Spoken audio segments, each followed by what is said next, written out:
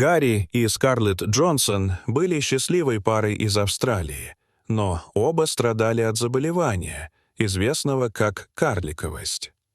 Они хотели создать семью и завести детей, но врачи предостерегали их от этого, так как их состояние может вызвать осложнения. Они не послушали совета врача и зачали ребенка, но то, что произошло дальше, потрясло не только врачей, но и весь остальной мир. Гарри и Скарлетт были идеальной парой, и они прожили счастливую совместную жизнь в красивом пригороде Мельбурна. У них были общие интересы, и у них было много общего, и когда они впервые встретились во время учебы в колледже, то почти сразу нашли общий язык. Начав общаться, они обнаружили, что прекрасно ладят друг с другом, и вскоре у них завязался роман. Но факт оставался фактом, и Гарри и Скарлетт страдали карликовостью. Гарри страдал от формы карликовости, называемой ахондроплазией. Это генетическое заболевание, которое влияет на количество белка в организме, называемый рецептором фактора роста фибробластов. При неправильном функционировании этого специфического белка резко замедляется рост костей и хрящей. К счастью, люди, страдающие хондрроплазической формой карликовости, могут прожить долгую, нормальную и счастливую жизнь, страдая лишь задержкой в развитии в младенческом возрасте. С другой стороны, Скарлетт страдала от формы карликовости, называемой гелиофизической дисплазией. Это более редкая и серьезная форма, которая поражает многие части тела. Чаще всего это заболевание поражает кости, суставы, сердце и кожу.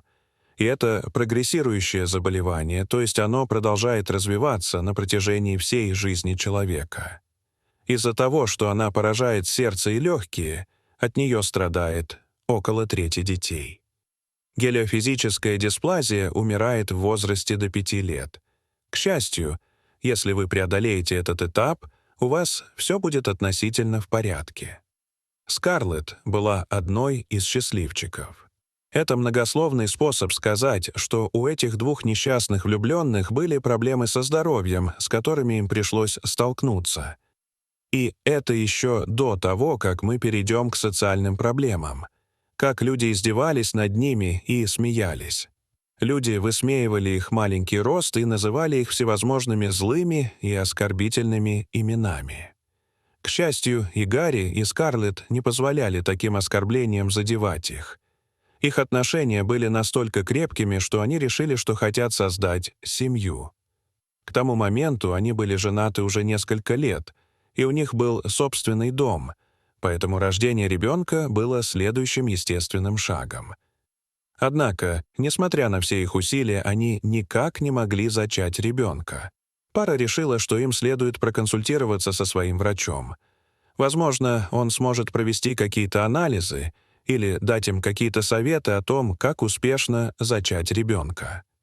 Но когда они прибыли в больницу, они не ожидали того, что им сообщили. Врач настоятельно рекомендовал этой паре не заводить детей. У них были серьезные опасения по поводу безопасности и здоровья ребенка. Если двое людей с карликовостью зачат ребенка, существует большая вероятность того, что ребенок унаследует это заболевание от одного или обоих родителей. Они получили бы двойную дозу гена карликовости, и вероятность мертворождения была бы значительно выше. Это был серьезный риск, о котором Гарри и Скарлетт нужно было подумать. Врачи предупредили, что если они забеременеют и ребенок умрет в утробе матери, последствия могут быть фатальными для Скарлетт. Когда кто-то с карликовостью беременеет, это всегда сопряжено с риском, и работа врача заключалась в том, чтобы попытаться защитить жизнь, а не подвергать ее опасности. Они бы неправильно выполняли свою работу, если бы позволили Гарри и Скарлетт продолжать попытки забеременеть, будучи не полностью информированными о том, что может пойти не так. Тем не менее, надежда оставалась. Ребенок мог унаследовать ген карликовости только от одного из родителей. На самом деле, вероятность того, что он вообще не унаследует это заболевание, составляла около 25%, и у них родился бы обычный ребенок, который рос бы как человек без карликовости. Это была игра чисел, азартная игра и игра на риск. Однако вскоре Скарлетт обнаружила, что она беременна. Пара прекратила попытки, так что новость, безусловно, стала неожиданной, но отрадной. Беременность протекала без осложнений, и, в конце концов, Скарлетт родила прекрасную девочку Эльзу, которая унаследовала ахондроплазию, карликовость, свойственную ее матери. Менее чем через 2 года у пары родился второй ребенок, еще одна девочка, которую они назвали Бритни. Она также унаследовала ахондроплазию от своей матери. После рождения Эльзы и Бритни Скарлетт завела аккаунт в Instagram. В нем она делилась фотографиями, видео и историями о жизни своей семьи. Люди со всего мира проявляли большой интерес к этой семье, в которой все страдали карликовостью, и вскоре у Скарлетт появились сотни тысяч подписчиков. Все подписчики поддержали ее и похвалили семью за то, что она такая сильная и открытая.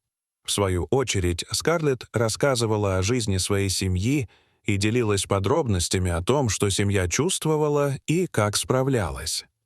В одном из своих постов Скарлетт откровенно написала, что одним из самых трудных периодов для нее было Рождество 2019 года.